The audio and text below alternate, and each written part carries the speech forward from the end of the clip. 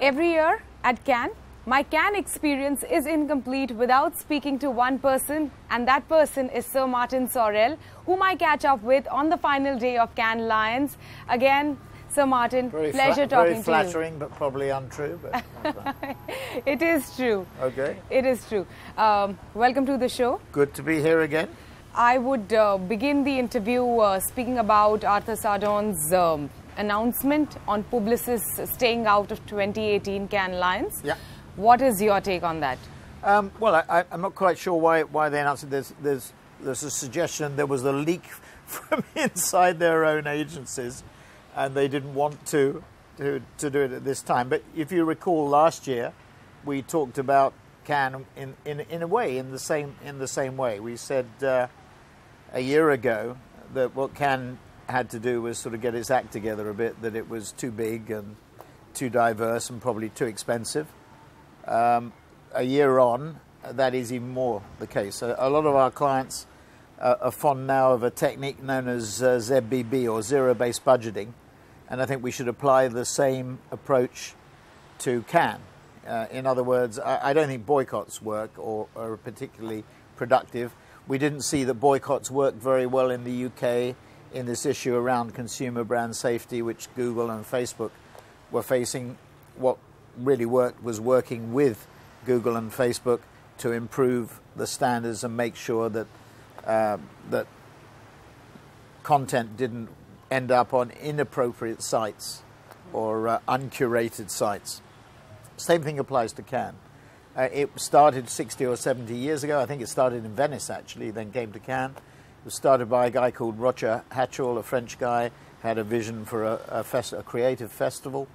Started with the French agencies, mushroomed to Europe, then the Anglo-Saxons and the Americans got involved, and then the rest of the world, Asia, Latin America, Africa, Middle East, Central Eastern Europe got involved. It's a global festival. The question I would ask is not, what can we do incrementally? It's what fundamentally, if we were going to start Cannes today, which is what ZBB is about, would we have it in Cannes? Would it be like it is, as diverse as it is, and as broad as it is? Which I welcome, by the way, the definition of creativity being broader. And last but not least, would it cost what it costs? And we spend a fortune. Our other direct competitors like Omnicom, like Publicis, like IPG, like Dentsu, like Havas, spend a fortune on it. You can see the investment that is made. With the clients, in this particular case, the people who spend the money are the agency groups. And I would just question whether we should overhaul the whole thing. My own view, for what it's worth, is it probably should not be here. That doesn't mean it's a French thing. It could be in Paris, could be in London, could be in New York, could be India, could be in Delhi or Mumbai. I mean, one of the things that we were talking about this morning with one of our biggest clients was rotation. On rotation basis in different cities. Yeah, I mean, we live in a so-called global world. This is about as fixed as it can get. Yeah, being here. I mean, I don't. And think... AdAsia happens like that on a rotation basis. Yes, and I think that makes a lot of sense. But I think it's about time we had Ron Howard and Bob Kraft on stage yesterday, and Ron Howard's favourite film that he made was Apollo 13, and to use that vernacular, Houston, we have a problem. And I think the organisers have a big problem here. Yep. People are unhappy.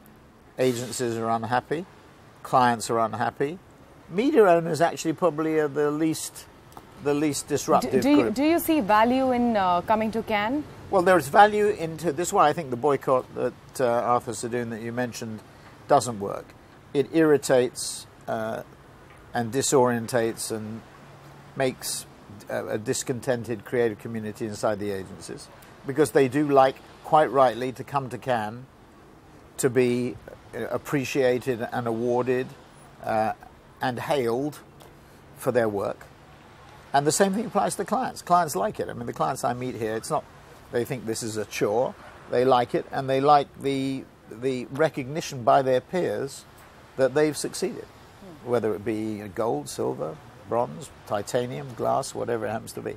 So I think it is very important and fulfills a very important function, or two functions, with our people and with our clients, and makes them very enthusiastic and motivates them. But I think it has to change. Like everything we do is under the microscope and is being disrupted. So Cannes is no different. I spoke to Maurice Levy, and he said how, you know, the company is massively unhappy.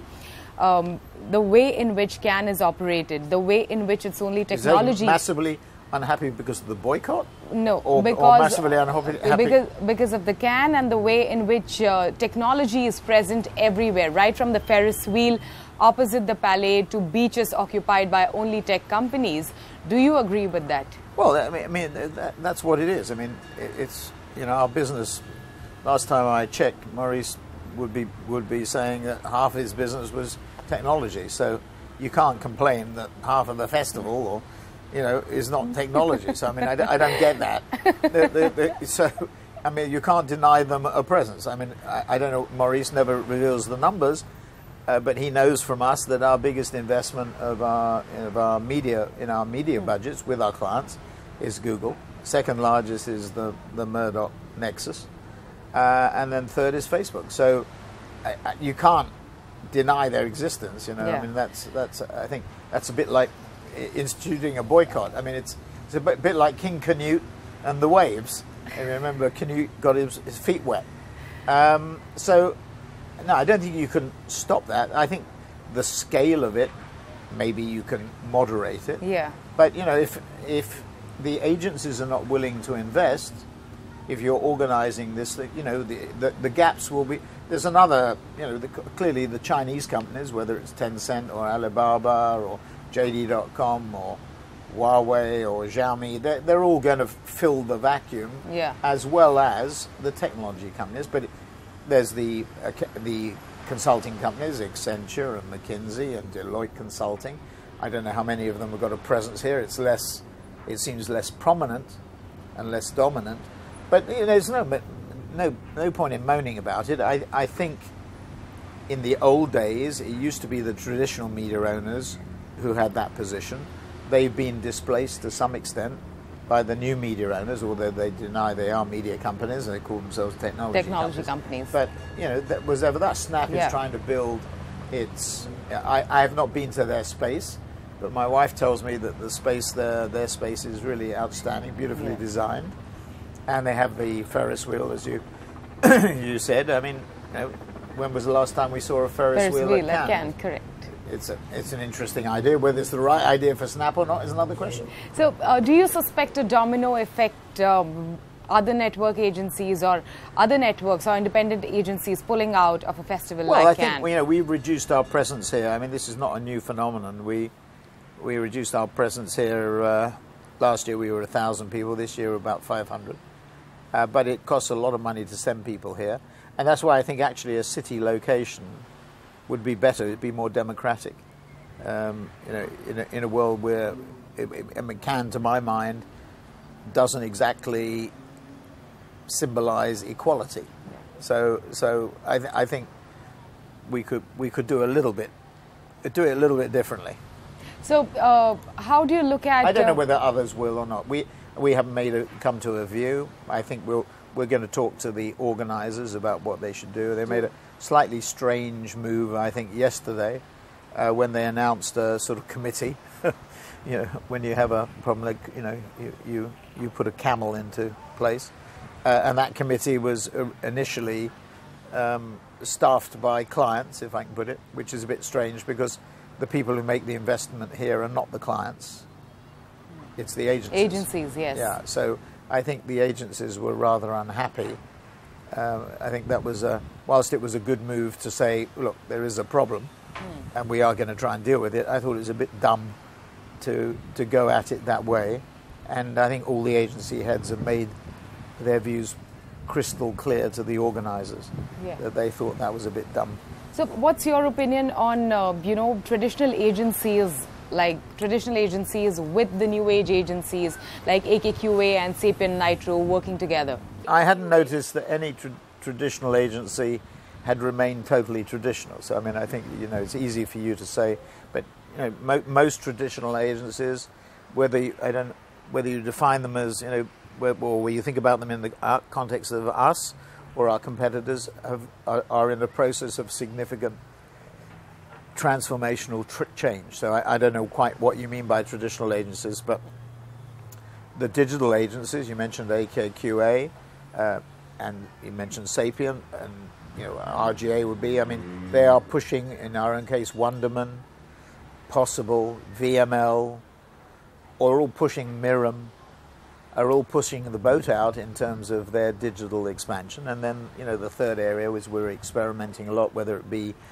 with the NFL this week, with Game Pass, with Keltra and Unilever Ventures on DCOs, but dynamic creative, whether it be Mike in terms of content for millennials, 88 Rising last week, or again on millennial content. So we're doing a lot in experimentation, but whilst you tag them as traditional agencies, and by implication you say they're a bunch of bozos, that's a bit unfair, because they're changed very significantly. I didn't mean that. Well, that was the implication of what you said. The new wave agents, digital agents, are totally virtuous. No, I mean, everybody has those vices and virtues. But those are the three strands of it.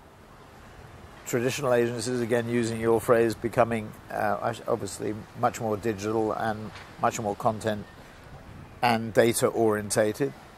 The digital businesses that we have and have been established, driving forward.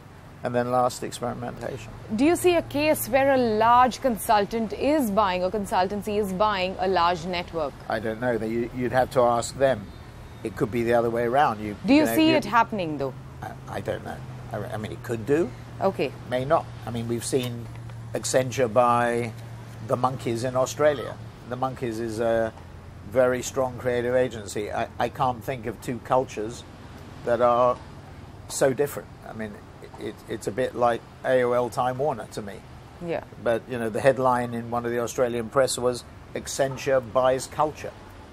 Well, I think if any client went to Accenture and paid them a large fee to advise them on whether you could buy culture or not, Accenture would agree and recommend that you can't. Yeah. So I think the only thing that Accenture, by buying the Monkeys, will do is create a clash of cultures, which is the sort of thing we saw at AOL Time Warner.